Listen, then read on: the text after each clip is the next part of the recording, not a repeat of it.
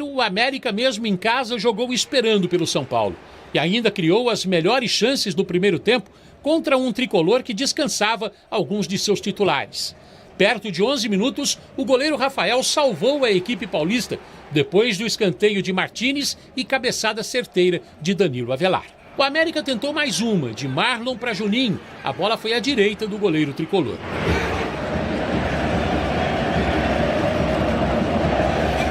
Mais uma chegada americana, mais uma bola perigosa.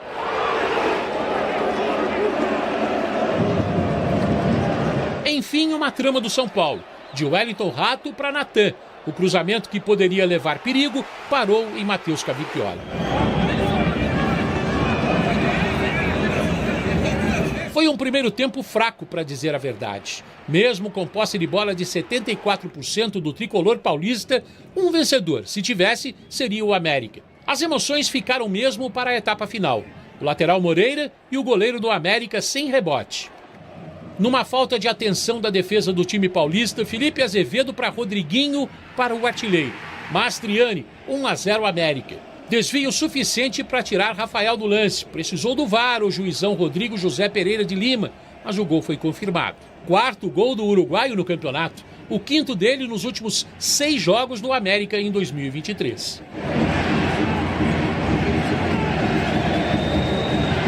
Para ele, festa com prazo de validade. Logo em seguida, o atacante foi expulso. Cartão vermelho direto, depois do carrinho em Wellington.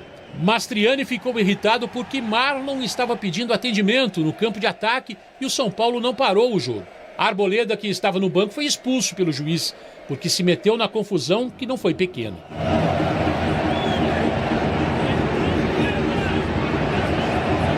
Se poderia ter evitado o tumulto. Fabian Bustos considerou que a expulsão de Mastriani e os demais conflitos poderiam ter sido evitados. Segundo ele, foi tudo por conta de não parar o jogo com um atleta caído em campo a 100 metros do gol da equipe rival. Se o árbitro parasse a partida, não aconteceria nada do que tivemos depois, disse ele. Não acontecia nenhum problema de que depois tivemos. A essa altura, Dorival Júnior já tinha lançado mão de alguns titulares para tentar a virada. E Caleri, que tinha acabado de entrar, sofreu pênalti de Iago Maidana. Não para o treinador do América. Não é só o Maidana agarra Caleri. Não só o Maidana agarra o Caleri, os dois fazem isso, disse o técnico. Mas se estivéssemos melhor posicionados, poderíamos sim ter evitado a jogada do empate, considerou. Caleri tocaria para o gol? Não, a missão ficou com Alexandre Pato, que teve mais sorte que juízo. No rebote do pênalti batido por ele, ele mesmo teve a chance de mandar para as redes. 1-1. Segundo gol de Pato nessa volta ao tricolor paulista. O time visitante teve até a chance da virada. Estava no melhor momento em campo, com um jogador a mais. A batida de Pablo Maia, Pato escorou. Posição legal ou não? A obrigação de Luciano era o quê? Mandar para a rede. Perdeu uma chance incrível. E o lance estava valendo, inteirinho. Faltando 1 minuto para o tempo regulamentar se esgotar a jogada fatal. Olha esse lance de Daniel Borges e Rodrigo Varanda, 2-1 América, placar final. América que não vencia há 8 rodadas na temporada.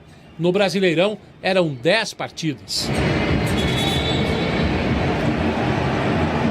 O mais importante do dia foi a vitória. O mais importante do dia foi a vitória, porque estava fazendo falta, porque vínhamos de muitos jogos complicados e a parte emocional estava baixa, porque os jogadores começam a duvidar de sua capacidade. Empieza a dudar de sua capacidade. Explicou o treinador argentino Fabian Bustos, que conseguiu sua primeira vitória em 4 jogos no comando do América. Nós temos que entender que o maior culpado fomos nós, e aí o treinador assume a responsabilidade pelo resultado, porque nós não poderíamos ter deixado acontecer o que aconteceu, fazendo o jogo da forma como nós fizemos. Então é uma situação que ela não é a ideal para uma equipe de futebol, mas ela não pode ser levada em consideração nesse momento em que tivemos uma derrota que para nós tem que ser marcante. Ela tem que marcar muito, ela tem que doer demais e ela tem que servir de exemplo daqui para frente. 5 derrotas e 5 empates longe de casa. O São Paulo, que chegou a frequentar o G4 do Campeonato Brasileiro, não ganhou nenhuma até agora fora de casa na competição nacional. Já são 6 partidas consecutivas sem vitória. Se isso vai respingar nas outras competições, ainda não dá para saber. Mas quinta-feira tem jogo decisivo aqui no Morumbi contra a LDU, valendo vaga nas semifinais da Copa Sul-Americana. O que aconteceu em BH deixou marcas. É preocupante porque dentro de casa a nossa força ela é impressionante. Dizer que é só por estarmos em casa, não pode ser. Hoje nós tínhamos que nos sentirmos como se estivéssemos em casa. O número de torcedores que nós trouxemos aqui dentro hoje foi impressionante e poderíamos ter dado uma resposta um pouco melhor. Agora, no meio da tabela no Brasileirão, o São Paulo vive instabilidade em momento chave, já que é finalista da Copa do Brasil, está nas quartas de final da Sul-Americana, mas venceu apenas um dos últimos 4 jogos na temporada. E depois do tropeço contra o Lanterna do Brasileiro em BH, precisa puxar pela memória quando ganhou na Série A pela última vez. Faz tempo, em 16 de julho, contra o Santos, 4-1 no Morumbi. De lá para cá, já são 3 derrotas e 3 empates.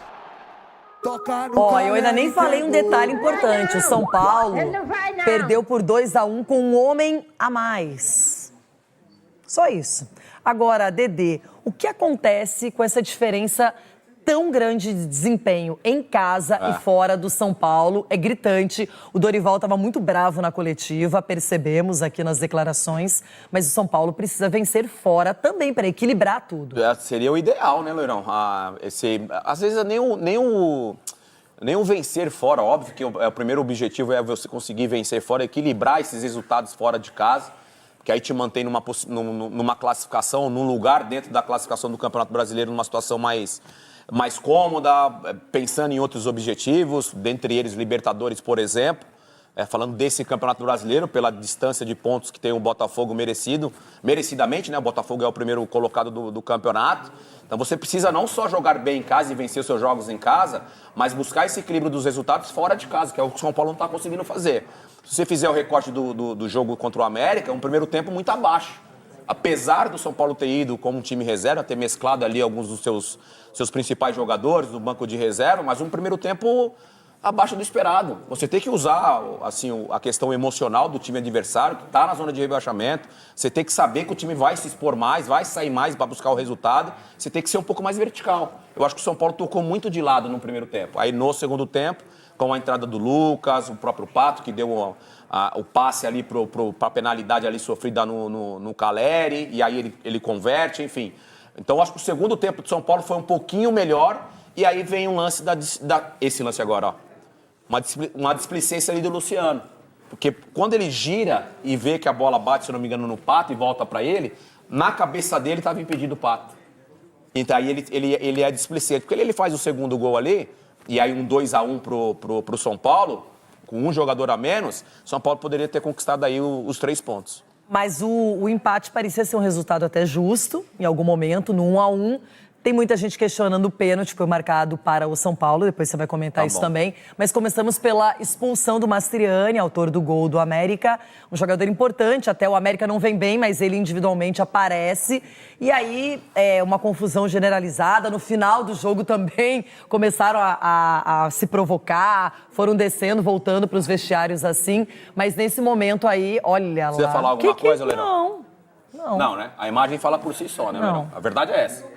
Você não precisa falar nada, né? E o Mastriani ficou todo bravinho depois que recebeu o cartão vermelho, que não queria sair. Mastriani, né? A imagem fala por si só, né? Você dá um carrinho por trás e, felizmente, o Wellington não sofreu nenhuma lesão grave, porque se o tornozelo dele, o tornozelo esquerdo, fica preso ali do seu corpo, ali, ele poderia... Olha o lance. Não precisa falar nada, ó. Se esse tornozelo esquerdo ali, ó, fica preso debaixo do corpo Agora, ó. E fora a vantagem que o Wellington já tinha também. Se prende esse tornozelo aí, ó, é uma lesão gravíssima. Aí o América fica com um homem a menos e mesmo assim consegue o 2-1. E aí uma falta de atenção do São Paulo. E o pênalti, você teria marcado? Teria marcado porque o zagueiro do América, ele perde, primeiro que ele perde, que ele tenta antecipar o lance. já perde o tempo da bola. Caleri gira e vai. Pode ver o braço direito dele. Ele já cai empurrando o Caleri, porque ele já está em desvantagem. Para mim, o pênalti aconteceu. No primeiro momento, será que foi dentro, fora da área? E dentro da área, rapidinho já. E marcação, o Pato vai lá, cobra, o goleiro defende, não é? E aí a gente vê que na sequência, no rebote ali, o Pato converte. Tá atento, né? E dá números de empate e parecia que terminaria assim. Exatamente. Só que aí, num lance até bem despretensioso, uma falha ali do Pablo Maia, na minha opinião, o América define o placar em 2-1 com o Varanda, que era um jogador do Corinthians. É uma falha geral ali no cantinho do campo, né? Do lado direito, do lado esquerdo, perdão, da defesa do São Paulo. O jogador do América, ele acredita no lance. Ele praticamente sai de 3 jogadores do São Paulo. Aí ele enfrenta ali numa velocidade o Pablo, que ele poderia, né, ter ido atrás da bola, mas ele tenta fazer a proteção, vai na linha de fundo e mais um erro de marcação, de atenção do São Paulo, que acabou dando aí a vitória pro América. Um respiro pro América no Campeonato Brasileiro, que